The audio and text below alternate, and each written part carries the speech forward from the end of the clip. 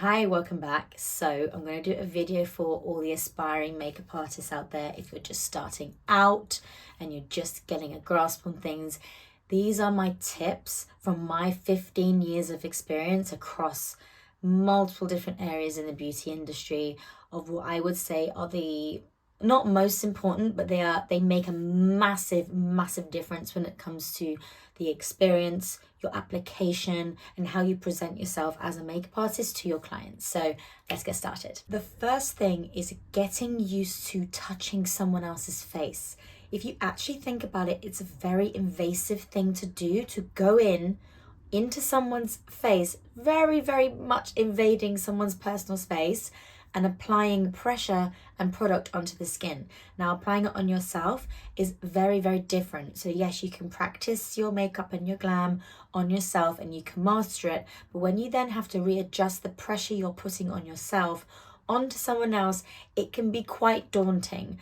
Once you get over, okay, I'm going in, I'm touching this person's face, I need to be comfortable enough to move their face around gently but properly, it makes things so much easier. When I first started, I knew exactly what I needed to do, but it took me about 3 times longer because I was being so precious about holding this person's face, thinking that I'm being harsher than I am, when actually I'm being light as a feather. That's something I always got sort of complimented on, which is a great thing. But if it equals you being slow, that's then when it becomes something which is something you need to work on. So also as well, things like with your client needing to look down and you need to get right into the lash line, you're going right into someone's eye. I know it is a very daunting thing, but practice. Ask constantly, is this okay? Am I pressing too hard? Or you see their body language if you are making them feel comfortable or not, and you'll understand that sweet spot of pressure. For example, some eyes are a little bit more sensitive than others, so you need to readjust that pressure and readjust your application and your touch based on your client. But most of the time, you're probably being a lot lighter than what you think. Go in a little bit harder. If you feel like you're being a little bit too rough, just go, is that all right? Am I being a little bit rough? And they'll normally tell you, ooh, or you'll tell, even if they lie to you and say, no, you're fine, you'll be able to tell by their body language. The next thing following on to that is confidence in your decisions and in your application. If you go in and you are not sure about what you're doing and you can tell on your face, your client is going to read that on you and then not trust what you're doing. They're not going to have faith that you know what you're doing. Even if you feel at the beginning, just fake it. Even if you know, right, I can fix this, I can correct this, don't let it show on your face. Go with confidence. The second you let your customer in on your insecurity on your work, they're going to feel insecure in your work too. And then it's going to feedback later on in them not feeling like you've done a good, even if you have done a good job, they're going to think something's wrong with it because you have made them believe that you don't even believe in your own work. Confidence, go in, don't let any of that insecurity, that uncertainty show. I know it's very hard when you're beginning, you're still learning how to do things, and a texture comes across and you think that you've got it and then you apply it and it's not quite sitting how you want it to. Just own it. Just go, oh, actually, no, I want to do something else instead. Take it off, redo it. Just say, look, I'd rather this be fresh. This is how I want. Rather than going, oh, God, this isn't really working. I'm not really sure what's happening here.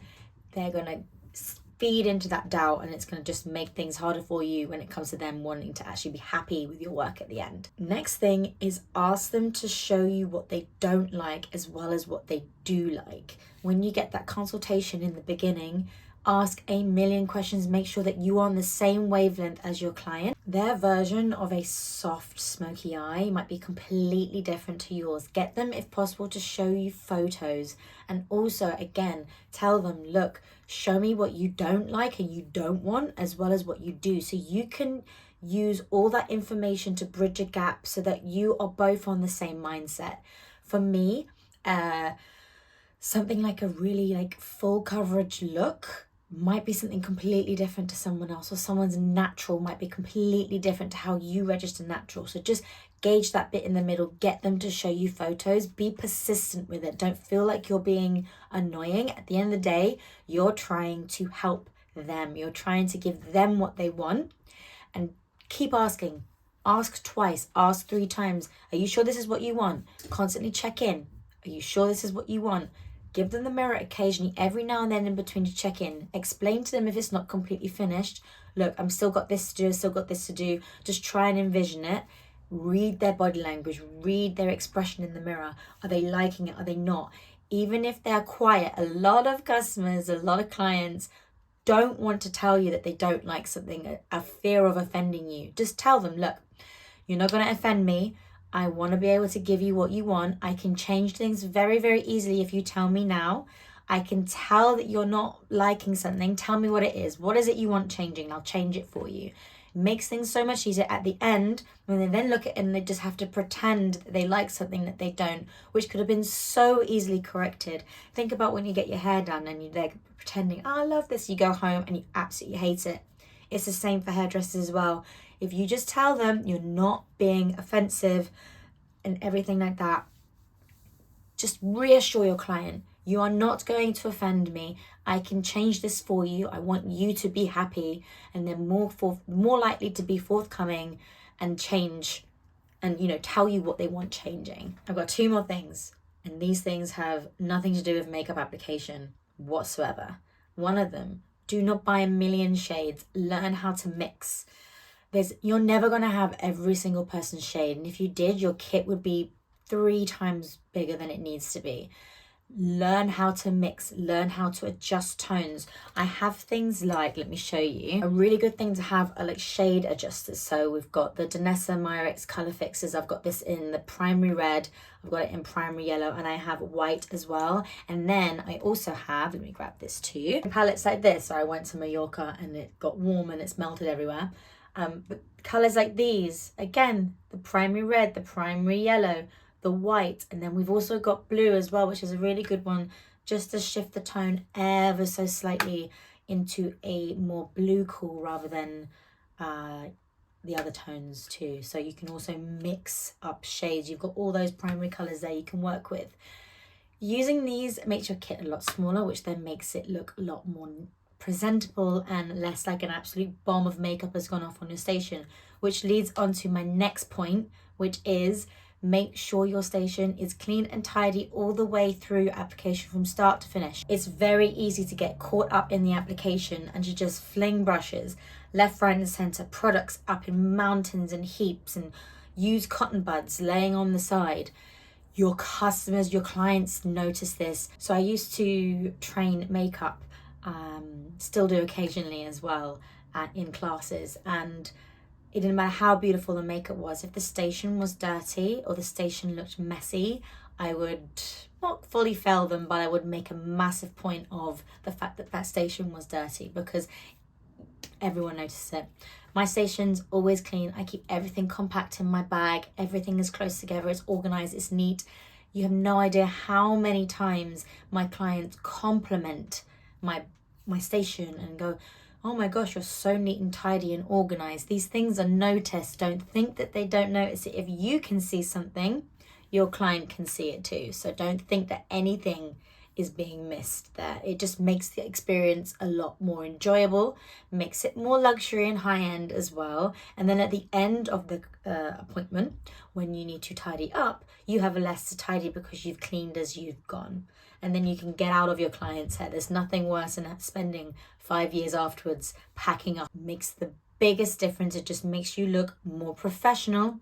It makes you look more, it is more hygienic. It should be the way. That is literally how it should be. And yeah, it just makes you look better. And those are the sort of things, like, they're my starting points. Like, again, obviously you can learn about the technique and everything like that.